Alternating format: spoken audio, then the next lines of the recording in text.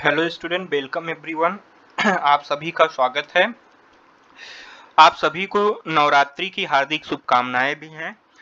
देखिए, previous lecture में हमने इकोनॉमिक्स सीरीज में सेक्टर्स ऑफ इंडियन इकोनॉमी में हमने जीडीपी तक खत्म कर लिया था और क्या क्या कुछ हिस्टोरिकल चेंजेस हुए थे उसको भी हमने खत्म कर लिया था। अब हम लोग इस लेक्चर में कंटिन्यू करेंगे कि जो हमारे तीनों सेक्टर्स हैं, प्राइमरी, सेकेंडरी और टर्सरी, वह हमारी जीडीपी में उनका क्या रोल है, कितना परसेंटेज का उनका शेयर है और कैसे जो है इन तीनों सेक्टर्स में कितने लोग एम्प्लॉयड है, कौन सा सेक्टर सबसे ज्यादा एम्प्लॉयमेंट जनरेट करता है, इन सब चीजों को और क्या इनकी इम्पोर्टेंस है, इन सभी को हम इस लेक्चर में डील करेंगे। तो आइए स्टार्ट करते हैं अपने लेक्चर को। अगर आप ये ग्राफ देख पा रहे हो तो graph 1 shows the production of goods and services in three sectors. This is shown for 2 years, 1973 to 1974 and 2013-14। अगर आप ये ग्राफ देखें, एक मिनट आपको ये ग्राफ दिखाते हैं।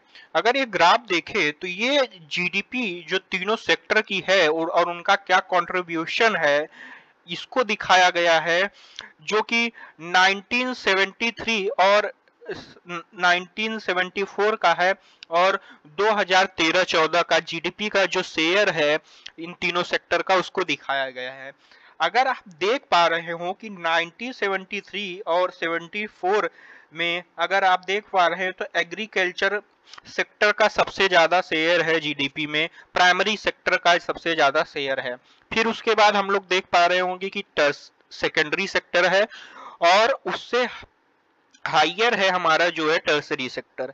फिर उसके बाद अगर आप देखें 2013-14 के ग्राफ को तो आप देखेंगे कि जो रोल है प्राइमरी सेक्टर्स का वह काफी डिक्रीज हुआ है और जो टर्सरी सेक्टर का रोल है वह काफी बढ़ा है और सेकेंडरी सेक्टर भी ग्रोथ किया है। अगर आप एक ग्राफ देख पा रहे हो तो इससे क्लियर जो है पिक्चर आपको दिखेगी कि 1973 टू 1974 में प्राइमरी सेक्टर का क्या रोल था, टर्सरी सेक्टर का क्या रोल था, सेकेंडरी सेक्टर का क्या रोल था, वेयर एज 2013-14 में इन तीनों सेक्टर का क्या रोल था, यह भी आपको दिखने को मिलेगा। अब कुछ क्वेश्चन है इसी ग्राफ पे जो पूछे गए हैं, तो आइए इसको भी कर लेते हैं। Which was the largest producing sector in 1973 to 1974? 1973 से लेके 1974 तक, 1973 टू 1974 तक कौन सा सबसे ज्यादा प्रोड्यूसिंग सेक्टर था? तो प्राइमरी सेक्टर्स था। आप यहां से देख पा रहे होंगे कि ये जो नीला ग्राफ दिख रहा है आपको, ये प्राइमरी सेक्टर को रिप्रेजेंट करता है और 1973 में सबसे ज्यादा यही है।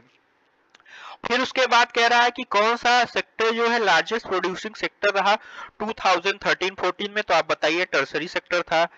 Can you say which sector has grown the most over 40 years? हाँ, टर्सरी सेक्टर ग्रो किया। What was the GDP of India in 2013-14? Bharat की जीडीपी 2013-14 में क्या थी? तो ये जो दिख रहा है ये है रीस इन करोड़, यही उसकी जीडीपी है। ठीक ना? ये क्वेश्चंस थे जो ग्राफ रिलेटेड थे, इसको हमने किया। अब यह जो टर्सरी सेक्टर का आप ग्रोथ देख रहे हैं, यह इतना इंपॉर्टेंट, इसका जो ग्रोथ है वो क्यों हो रहा है और क्या क्या वो रीजंस हैं जो इसकी ग्रोथ में इंपॉर्टेंट रोल प्ले करते हैं। अगर आप देखें तो 40 सालों में सबसे ज्यादा जो ग्रो होने वाला सेक्टर है, three sectors has increase it has increase the most in tertiary sector. सबसे ज्यादा ग्रोथ वाला जो सेक्टर है वह टर्सरी सेक्टर है। As a result, in the year 2013-14, the tertiary sector has emerged as the largest producing sector in India, replacing the primary sector. अगर आप बात करें कि पिछले 40 सालों में सबसे ज्यादा बढ़ने वाला जो सेक्टर है वो टर्सरी सेक्टर है और इसने हमारी इकोनॉमी में, हमारी इंडिया की इकोनॉमी की ग्रोथ में बहुत ही इंपॉर्टेंट रोल प्ले किया है प्राइमरी सेक्टर को रिप्लेस करके। क्यों टर्सरी सेक्टर एक इंपॉर्टेंट सेक्टर के रूप में भारत में उभरा, उसके क्या क्या कारण है इसको देखते हैं। First, in any country several services such as hospital, educational institution, post and telegraph telegraph services, police station, courts, villages, administrative offices, municipal corporation, defence, transports, banks, insurance companies etcetera required. This can be considered as basic services. कह रहा है कि किसी भी एक country में कुछ basic services की रिक्वायरमेंट होती है उस कंट्री को चलाने के लिए, जैसे हॉस्पिटल्स हुए, एजुकेशनल इंस्टीट्यूशंस हुए, पोस्ट हुई, टेलीग्राफ सर्विसेज हुई, या पुलिस स्टेशन हुआ जो रूल को मेंटेन करते हैं, कोर्ट्स हुई जहां पर न्याय मिलता है, विलेज एडमिनिस्ट्रेटिव ऑफिसेस हुई, म्युनिसिपल कॉर्पोरेशन हुए, या डिफेंस ट्रांसपोर्ट हुआ, बैंक्स हुई, इंश्योरेंस हुआ, कंपनीज हुई। ये सब जो है कुछ बेसिक्स जो है सर्विसेज हैं जो किसी भी कंट्री को रन करने के लिए चाहिए होती हैं। In a developing country, the government has to take the responsibility for the provision of these services. कह रहा है एक किसी डेवलपिंग कंट्री में, एक कंट्री जो डेवलप्ड हो रही है उसमें ये रिस्पॉन्सिबिलिटी गवर्नमेंट के ऊपर होती है और उसको उठाना पड़ता है कि वह सभी अपने नागरिकों को यह मूलभूत सुविधाएं, बेसिक सर्विसेज जो है उपलब्ध करा पाए।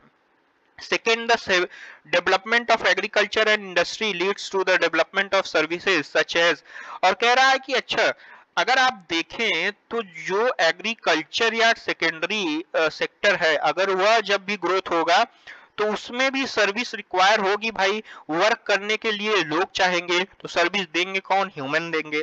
तो यह भी कहीं ना कहीं ग्रोथ करते हैं जो है टर्सरी सेक्टर का। Greater development of primary and secondary sector more would be the demand of for services. कह रहा है जितना ही ज्यादा ग्रोथ होगी इन सेक्टर्स की उतना ही ज्यादा डिमांड होगी टर्सरी सेक्टर्स के लोगों की, मतलब सर्विस सेक्टर वाले लोगों की। Third, as income level rise, certain sections of people start demanding many more services like eating out, tourism, shopping, private hospitals, private school, professional training. You can see this change quite sharply in cities, especially in big cities. कह रहा है कि जब आदमी की जो income थी, आय थी, वह बढ़ी, आय का स्रोत बढ़ा, तो कुछ लोग जो है वह क्या किए कि उनको और सर्विसेज चाहने लगी, जैसे कि उनको बाहर खाना था, उनको घूमना था, शॉपिंग करना था, प्राइवेट हॉस्पिटल्स भी चाहने लगे, प्राइवेट स्कूल्स भी खुलने लगे, और जो प्रोफेशनल ट्रेनिंग्स थी वह भी उनको चाहिए थी। आप इन सब चेंजेस को बेसिकली बिग सिटीज में, जो बड़े बड़े शहर हैं, उसमें देख सकते हैं कि कैसे यह सब सुविधाएं जो है लोगों को आय के बढ़ते के स्रोत के हिसाब से यह सुविधाएं उनकी डिमांड बनती गई। आप देखो कि ये जैसे जैसे इनकम लेवल जो है राइज होता है वैसे वैसे लोगों की जो सुविधाएं हैं, जो डिमांडिंग सर्विसेज है वह भी बढ़ती हैं। अगर आप देखें चौथा क्या कारण है, चौथा यह है कि fourth, over the past decade और so certain new services such as those based on information and communication technology have become more important and essential. अगर आप पिछले कुछ दशकों में देखें तो कुछ और नई सर्विसेज का जो है इन्वेंशन हुआ, इन्वेंट हुई, जैसे कि अगर आज से आप जो है 20 साल पहले की बात करें तो उतने लोगों के पास जो है सेल फोन या मोबाइल नहीं थी।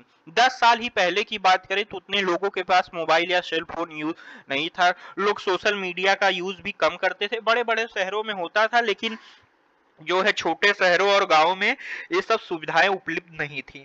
नई कम्युनिकेशन टेक्नोलॉजी बनी, इंफॉर्मेशन का युग आया, और अब आगे भी आप देखेंगे कि कैसे आर्टिफिशियल इंटेलिजेंस एआई भी एक नया सर्विस सेक्टर में जो है एक नया जो है डायनेमिक चेंज करेगा, कैसे एआई भी जो है अपना क्रूशियल इंपॉर्टेंट रोल प्ले करेगा इस सेक्टर को बूस्ट करने में। In chapter 4 we see examples of these new services and the reasons of for their expansion. हम लोग chapter 4 में यह जो नई नई सर्विसेज बन रही हैं उनका एक्सपेंशन का कारण देखेंगे और नई सर्विसेज के बारे में पढ़ेंगे। However, you must remember that not all the services sector is growing equally well. कह रहा है कि अगर आप यह बात पे भी जोर दें कि सभी सर्विस सेक्टर ही इसी तरीके से नहीं बढ़ रहे हैं। Service sector in India employs many different kinds of people. At one end there are limited number services that employ highly skilled and educated workers. कह रहा है कि जो सर्विस सेक्टर है यद्यपि कि वह अलग अलग लोगों को एम्प्लॉयमेंट देता है, लेकिन एक उसका एक छोर और भी है कि वह उन्हीं लोगों को हाईली एम्प्लॉयमेंट जल्दी मिलती है जो हाईली स्किल्स होते हैं और एजुकेटेड होते हैं, वही लोग जो है सर्विस सेक्टर में जल्दी एम्प्लॉयमेंट पा पाते हैं. At the other end, there are very large numbers of workers engaged in services such as small shopkeepers, repairs person, transport person, etc. कह रहा है कि और जो अनएजुकेटेड हैं जिनके पास उतनी स्किल्स नहीं है, वह क्या करते हैं, वह दुकानें चलाते हैं, रिपेयरिंग करते हैं या ट्रांसपोर्टिंग का काम करते हैं. क्योंकि क्योंकि भाई देखो, सब लोग तो इंजीनियर हो नहीं जाएंगे, सब लोग तो डॉक्टर हो नहीं जाएंगे, सब लोग तो आईएएस पीसीएस हो नहीं जाएंगे, सब लोग आईपीएस हो नहीं जाएंगे, सब लोग जज तो हो नहीं जाएंगे.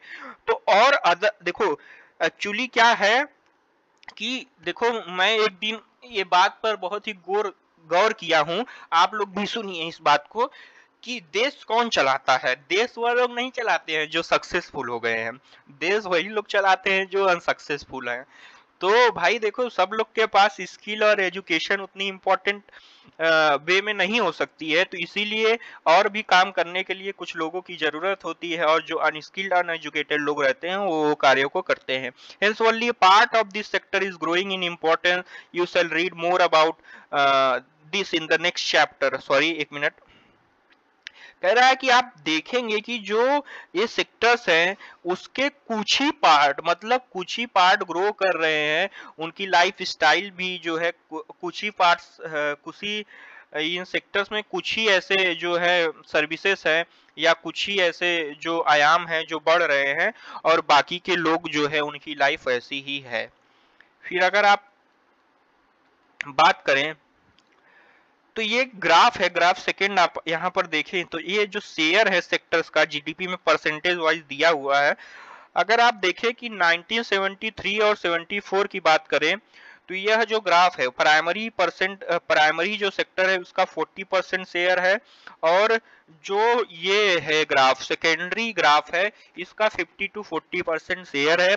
और अगर आप 2030-40 में बात करें तो इसका शेयर जो है वो घट के 10% हो गया, इसका शेयर इंक्रीज हुआ है, आपका 30% हुआ है. और टर्सरी सेक्टर को तो बूस्ट ही देखने को मिला है. टर्सरी सेक्टर 2013-14 में सबसे ग्रोथ वाला सेक्टर था. A remarkable fact about India is that while there has been a change in the share of the three sectors in GDP, a similar shift has not taken place in employment. कह रहा है कि एक important जो fact है, remarkable fact है, जो सत्य है कि देखिए जो सेक्टर्स हैं उनमें भी तो चेंज हुआ, बहुत ही ह्यूज शिफ्ट हुआ, लेकिन जो एम्प्लॉयमेंट स्टेटस है, लोगों को रोजगार जो मिलना चाहिए, उसमें अभी भी बदलाव होने बाकी हैं. आज भी भारत में आप लोग देखेंगे बहुत से लोग बेरोजगार हैं, बहुत से लोगों के पास जो है जॉब नहीं है. अब ग्राफ थर्ड में अगर देखें तो यह ग्राफ दिखा रहा है कि 1977 और 78 और 2017-18 में कैसा ग्रोथ देखने को मिला. अगर आप देखेंगे कि 1977 और 1988 में आप देखेंगे कि जो प्राइमरी सेक्टर है वो बूस्ट हुआ है, वो 70% हुआ है, और ये सब घट के जो है, देखिए आप यहाँ से देखेंगे अगर तो ये 15% का शेयर दे रहा है और ये दे रहा है आपका 20% का. लेकिन फिर उसके बाद आप 2017-18 में देखेंगे तो ये सेक्टर जो है घटा है और सेकेंडरी सेक्टर बढ़ा है और ये अभी बढ़ा है. तो आपको देखने को मिलेगा कि कैसे जो है ह्यूज शिफ्ट्स हो रहे हैं, और why are the most of the people employed. Graph 2 presents the percentage share of three sectors in GDP. Now you can directly see the changing importance over the 40 years. Why didn't a similar shift out of primary sector happen in case of employment? It is because not enough jobs were created in the secondary and tertiary sectors.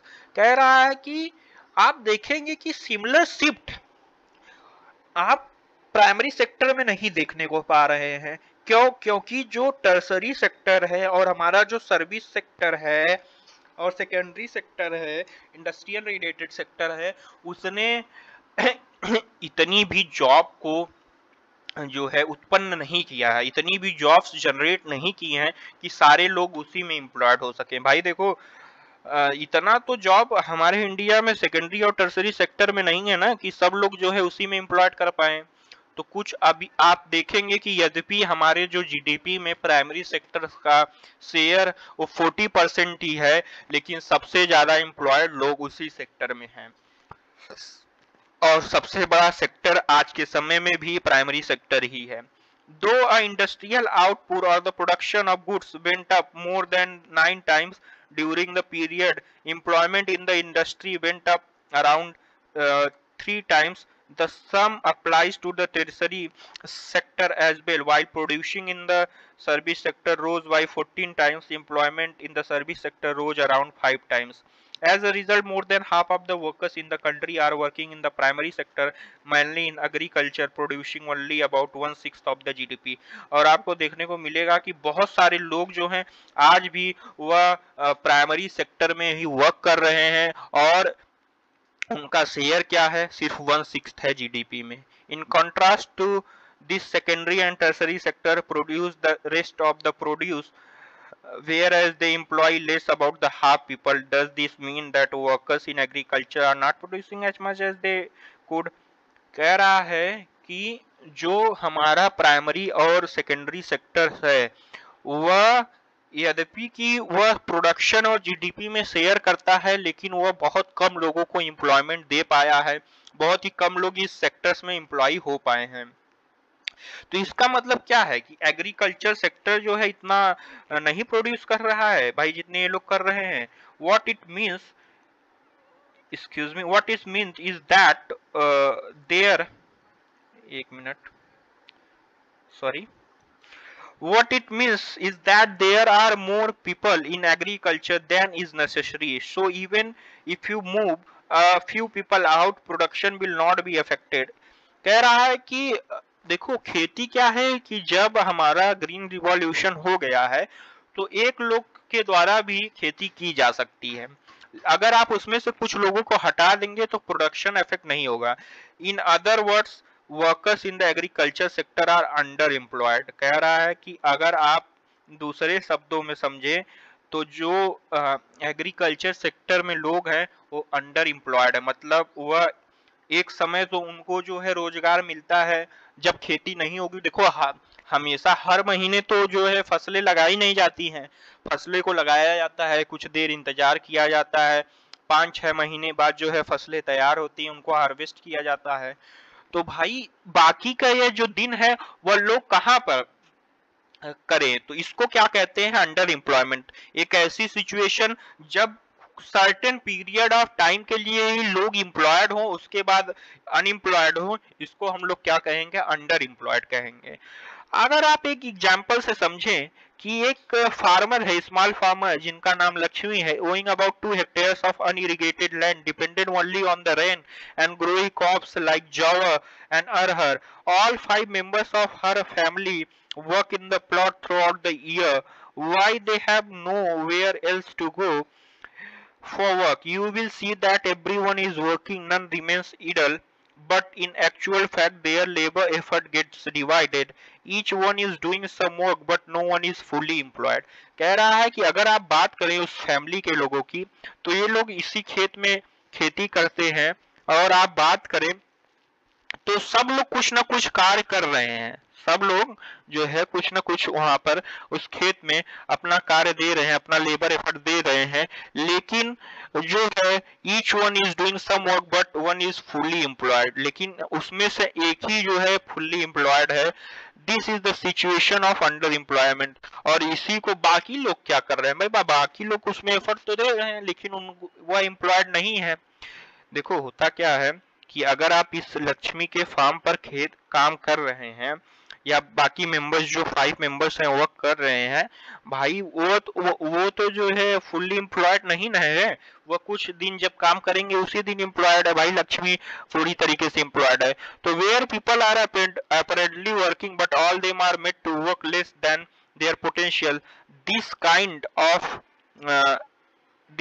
Of employment,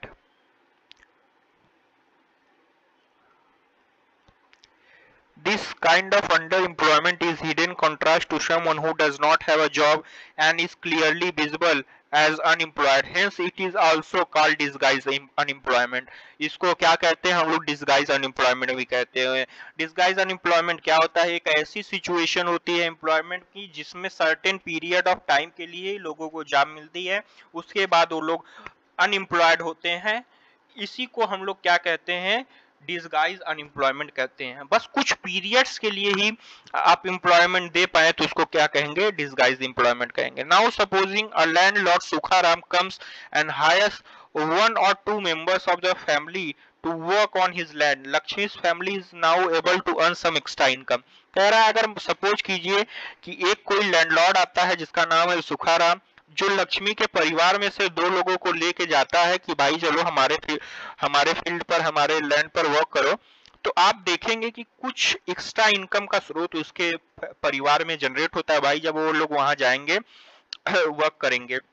You do not need 5 people to look after a small plot.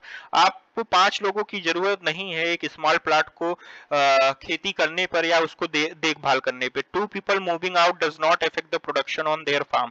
कह रहा है जब 2 लोग उसमें से निकल जाएंगे तो उसके प्रोडक्शन में कोई असर नहीं होगा।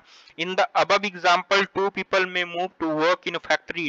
Once again, the earnings of the family would increase and they would also continue to produce much from their land. कह रहा है अगर उसी में से 2 लोग फैक्ट्रीज में वर्क करने चले जाएं या कंपनीज में वर्क करने चले जाएंगे तो ये और प्लस पॉइंट होगा उनकी इनकम जनरेशन का। और क्या होगा कि वह उतना ही प्रोडक्शन जितना उस पर खेती कर पा रहे थे उस प्लॉट पर उतना ही वो कर पाएंगे, उसके प्रोडक्शन में कोई अंतर नहीं होगा। There are lakhs of farmer like Lakshmi in India. This means that even if we remove a lot of people from agriculture sector and provide them with proper work elsewhere, agricultural production will not suffer. The income of the people who take up the work would increase the total family income. कह रहा है कि इसी तरीके से लक्ष्मी के तरीके से ही भारत भर में, देश भर में बहुत से ऐसे फार्मर्स के परिवार हैं जो ऐसे ही छोटे छोटे खेतों पर खेती कर रहे हैं। अगर उनमें से उनको निकाल कर कुछ जगह एम्प्लॉयमेंट दे दिया जाए तो उसके प्रोडक्शन पर कोई भी असर नहीं पड़ेगा और कंपनी की जो हमारे कंट्री की जीडीपी है और इकोनॉमी है उसमें भी ग्रोथ देखने को मिलेगी। This under employment can also happen in other sectors. For example, there are thousands of casual workers in the service sector in urban areas who search for daily employment. कह रहा है कि कुछ जो परमानेंट वर्कर नहीं होते हैं, जो टेम्पोररी वर्कर्स होते हैं सर्विस सेक्टर्स में भी, उनको कहीं ना कहीं रोज जो है एम्प्लॉयमेंट खोजने की जरूरत पड़ती है। They are employed as painters, plumbers, repair persons. देखो भाई होता क्या है कि जो ऐसे लोग हैं जैसे फॉर एग्जांपल पेंटर है, घर बनाने वाला है या प्लम्बर है, अब हमेशा जो घर बनेंगे ही नहीं ना, सब लोग तो घर बनवाएंगे नहीं, कुछ लोग जो नया घर बनवाएंगे उसमें ही प्लम्बरिंग की जरूरत होगी, तो इनको कहीं ना कहीं अपना रोजगार ढूंढने के लिए जो है भटकना पड़ता है। Many of them don't find work every day. और कुछ लोग जो होते हैं, अगर आप अपने शहरों में, अगर जो लोग शहरों में रहते हैं तो आप देखेंगे लेबर चौक होता है जिसको जो है लेबर चौराहा भी कहा जाता है। उस पे आप जाएंगे तो जो गांवों से जो लोग रहते हैं इस सर्विस सेक्टर्स में, ऐसे काम करने वाले लोग जो लेबर्स लोग रहते हैं, वो आते हैं अपने घरों से। कुछ ही लोग को जो है जब वहां पर आप लोग जाते हैं जिनका घर वगैरह बनता रहता है या जिनकी जरूरत रहती है, तो कुछ ही लोग वहां से, कुछ ही लोग भाई, इतने मात्रा में जितने लेबर हैं उतने तो हो वहां लोग जाते ही नहीं अपने काम कराने के लिए, तो उसमें से कुछ ही लोग को उस दिन जॉब मिल पाती है और कुछ लोग तो उसमें बिना जॉब के ही घर वापस लौट जाते हैं। Similarly we see other people of service sector on the street pushing a cart selling something where they may spend the whole day but earn very little. और ठीक आप उसी तरीके से अगर आप अपने शहरों की ही बात करें तो आजकल इतने जो है ई रिक्शा हैं और रिक्शा हैं, उसमें से आप देखेंगे अगर आप बस स्टेशन वगैरह पे या बस अड्डों पे उतरेंगे तो या स्टेशन के बाहर उतरेंगे तो सब लोग चिल्लाते रहते हैं, आइए आइए कहाँ जाना है, आइए आइए कहाँ जाना है, आइए आइए फला जगह, इधर उधर करते रहते हैं। लेकिन क्या सब में जो है जो पैसेंजर है सब में बैठ पाते हैं? नहीं, उसमें से कुछ लोग बहुत एफर्ट करते हैं दिन भर में लेकिन कुछ ही कमा पाते हैं, बहुत ही कम अर्निंग कर पाते हैं।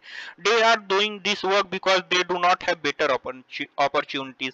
कह रहा है वो यस। अच्छा, फिर आप यह विचार करते होंगे कि भाई ये लोग जब इतना कमा नहीं पा रहे हैं तो ऐसा काम कर क्यों रही हैं? क्योंकि उनके पास और कोई भी अच्छी अपॉर्चुनिटी और कोई भी बेटर अपॉर्चुनिटीज नहीं है। अब हम लोग कैसे मोर एम्प्लॉयमेंट को जनरेट कर सकते हैं, इसको हम लोग नेक्स्ट लेक्चर में पढ़ेंगे और इस चैप्टर को कोशिश करेंगे कि अगले लेक्चर में खत्म कर दें। आज के लिए इतना ही।